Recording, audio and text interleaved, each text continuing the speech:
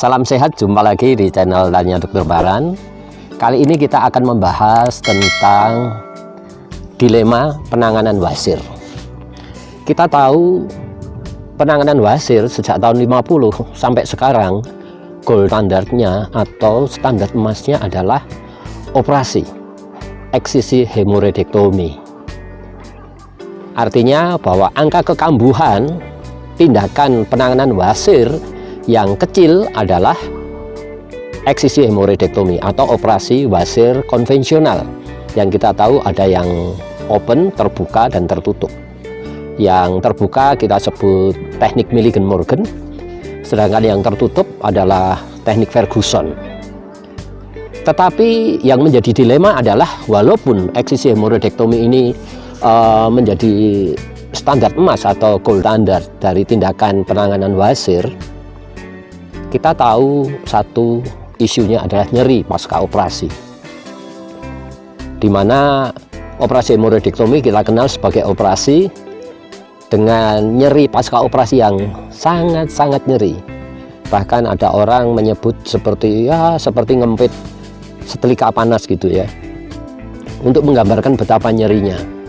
Yang kedua adalah komplikasi. Dilemanya adalah yang pertama, walaupun eksisi hemoroidektomi ini menjadi standar emas dari penanganan wasir yang angka kekambuhannya kecil, tetapi nyeri pasca operasinya sangat-sangat nyeri. Yang kedua, komplikasinya juga banyak. Oleh sebab itu, sejak tahun 60-an kemudian dikembangkan berbagai teknik sampai sekarang ini untuk mengatasi masalah nyeri ataupun juga komplikasi serta kekambuhan. Itu 3 isu yang paling penting dalam dilema penanganan wasir. 1, nyeri. Kedua, komplikasi. Ketiga adalah kekambuhannya. Oleh sebab itu nanti kita akan membahas tentang teknik-teknik penanganan wasir mulai sejak tahun 60-an sampai sekarang ini. Teknik-teknik apa yang kemudian akan kita pilih yang terbaik, karena dilemanya adalah kalau efikasinya atau kemanjurannya tinggi, maka nyerinya juga tinggi, komplikasinya juga tinggi, walaupun kekambuhannya rendah. Tetapi kalau kita akan yang kita capai tidak nyeri dan tidak banyak komplikasi, maka kekambuhannya yang tinggi. Nanti kita akan membahas satu persatu, apakah itu skleroterapi atau suntik wasir, ikat wasir, penanganan dengan laser, penanganan dengan infrared coagulation, dengan transanal hemorrhoid artery dearterialization yang kita sebut seperti hal rare sekarang, ataupun juga stapler hemoroidopeksi. Kemudian masih dihadapkan lagi pada apakah tindakan itu murah dan manjur tidak. Jadi dilema penanganan wasir yang pertama adalah tidak nyeri, tidak berkomplikasi, dan murah. Itu metode apa, teknik apa yang ya dianggap tidak nyeri, kekambuhannya rendah, dan tidak mahal ya. Itulah muara dari dilema penanganan wasir yang nanti kita akan bahas satu persatu.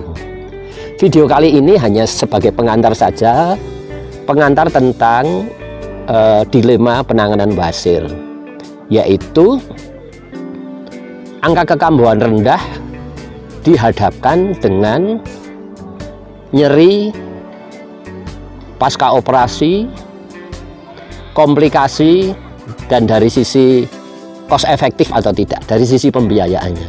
Nanti kita akan bahas sehingga kita bisa menyimpulkan tindakan wasir yang cost efektif itu apa sih.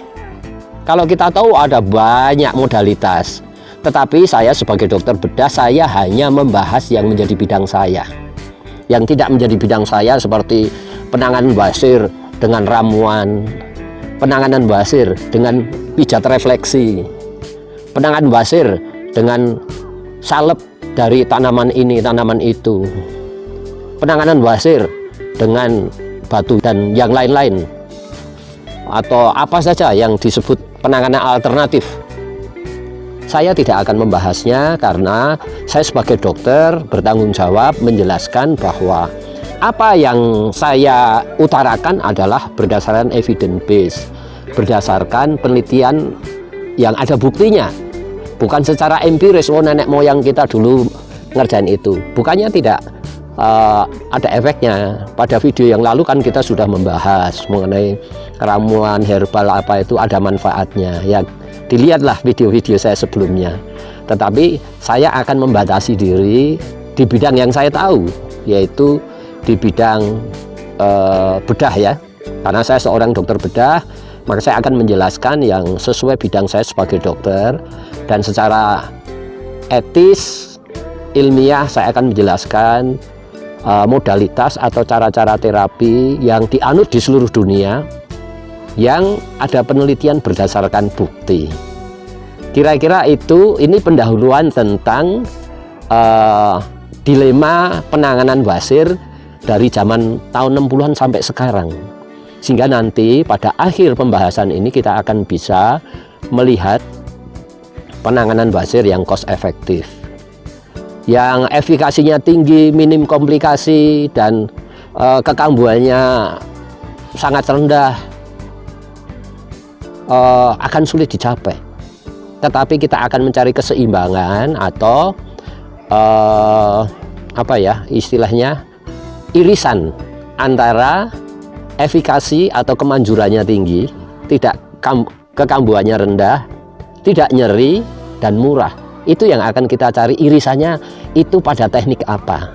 Kira-kira itu saja yang saya bisa jelaskan tentang pendahuluan tentang dilema penanganan basir yang nanti kita akan bahas pada video-video selanjutnya.